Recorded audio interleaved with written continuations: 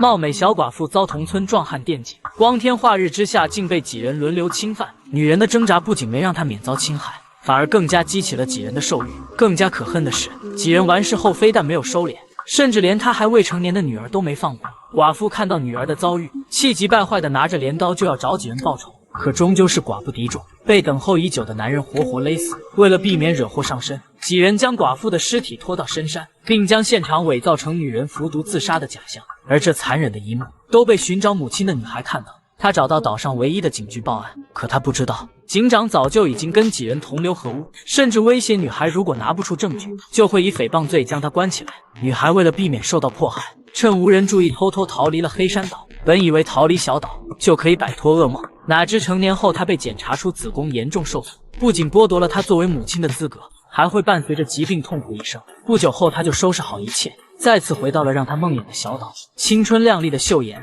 瞬间引动了岛上男人的荷尔蒙，她刚安顿下来，就有一个猥琐男过来搭讪，还要主动帮忙修理自行车。看着男人不怀好意的笑容，女孩秀妍本不想理会，可男人见此就想要霸王硬上弓。还好关键时刻一个女人出现，打断了男人的施法。妻子阿香一脸怒容的看着男人，无奈她只好灰溜溜的离开。这个男人正是岛上采盐协会的副会长。所谓的采盐协会，就是借着采盐当掩护，打捞周围海域文物谋取利益的组织。但凡有不服从命令的岛民，会长阿黑便会残忍地将其杀害。就连岛上为数不多的警察也早就被收买。而猥琐男的妻子阿香原本也只是来岛上旅游的，几人觊觎她的美貌，便强制将她扣留在岛上，逼迫她签下卖身契。她名义上是猥琐男的妻子，实则早就成了他们团伙的泄欲工具。如今岛上来了个长相更加甜美的秀妍，那他们自然是不会轻易放过。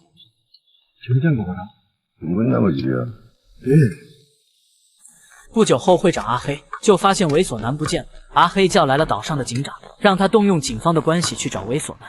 谁知警长竟根据线索找到了小画家，气得阿黑直接给了他一烟灰缸，甚至拿出这些年贿赂他的证据，让他以后好好听话办事就行，把柄在别人手里。警长也只好忍气吞声。与此同时，秀妍在岛上不管干什么都感觉有人在偷窥自己，不安的他来到警局报警，可警长却非常敷衍的表示，这个小岛上面根本不管，没有拨款自然没有监控设备，既然来了这个鸟不拉屎的小岛，就应该想到会发生什么，就该有保护自己的能力，不然受了伤连个医院都找不到。尽管这话震惊了秀妍的三观，但他也只能默默的离开。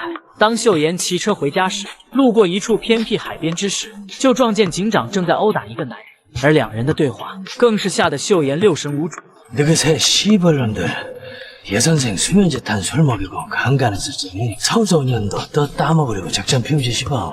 得知自己身处险地后，秀妍被吓得仓皇而逃。回到出租房后，秀妍打算连夜逃走，哪知却被告知最近暴雨，船只都不会出港。她不知道的是，这一切都是阿黑的安排。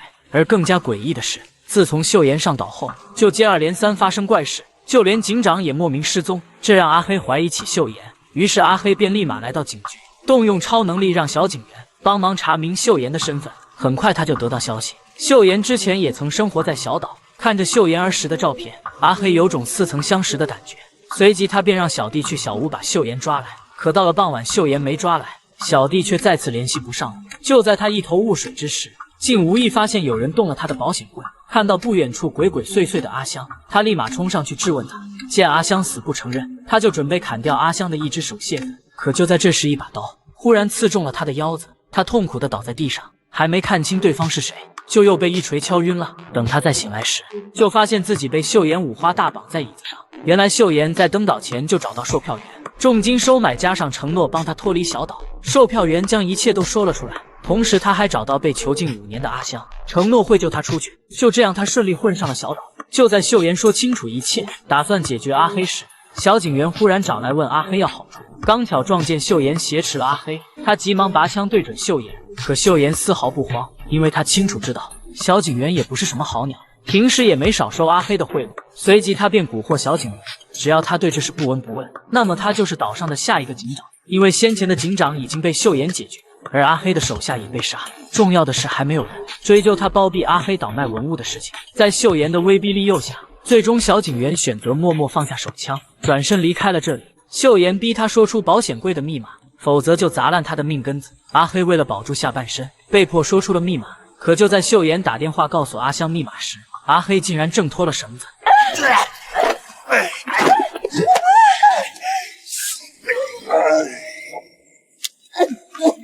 虽然阿黑的腰子受了伤，但柔弱的秀妍依旧不是对手，很快便被按在了地上。可毕竟狗怎么改得了吃屎？这个时候他竟然还想着图谋不轨，而秀妍抓住时机摸到一旁的酒瓶，狠狠将他砸倒在地。借着为母报仇的信念，秀妍最终没收了阿黑的作案工具。